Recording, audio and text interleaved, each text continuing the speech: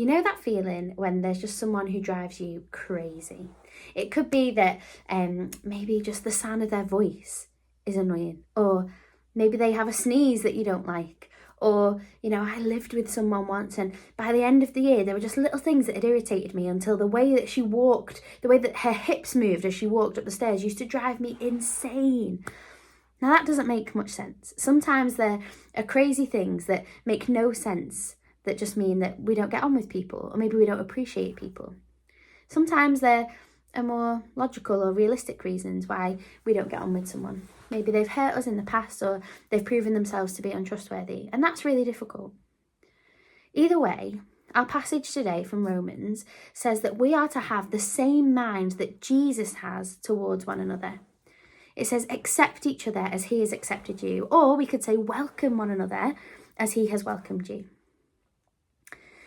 And so I wonder today how you're feeling, whether you feel accepted and welcomed by Jesus. And if the answer is no, then today is a great day to hear that Jesus loves you and accepts you and welcomes you, even when you're annoying, even when you're getting it wrong, because that's the kind of God that he is. He loves you and he welcomes you and accepts you into his family. And guess what?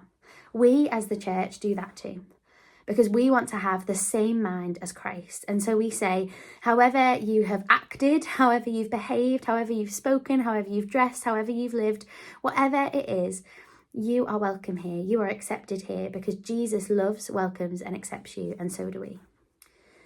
And if you know that, if you've known for a long time that you are loved and accepted and welcomed by Jesus, then I want to ask you, how are you doing at welcoming, accepting and loving others at the moment?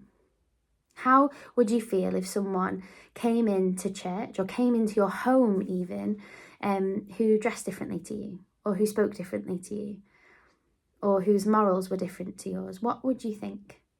Would they be welcome? Would they be accepted? Now, the life of Jesus means that, we can live differently because of the way that Jesus lived and died and rose again, that we can live differently. We can look more like him. And so ultimately, hopefully one day, we will all look more like him, and each day we'll look more like him. But part of that is having our minds transformed. Paul tells us in Romans 12, he says, be transformed by the renewing of your mind. And so today, have a think, chat about it, pray about it. How can your mind be changed to become more like the mind of Christ? So that when you see people who are different to you, especially those who don't know Jesus, you are ready to welcome and accept them. Church, love one another, pray for each other, and let's have our minds become more like that of Christ. See you soon. Have a great Sunday.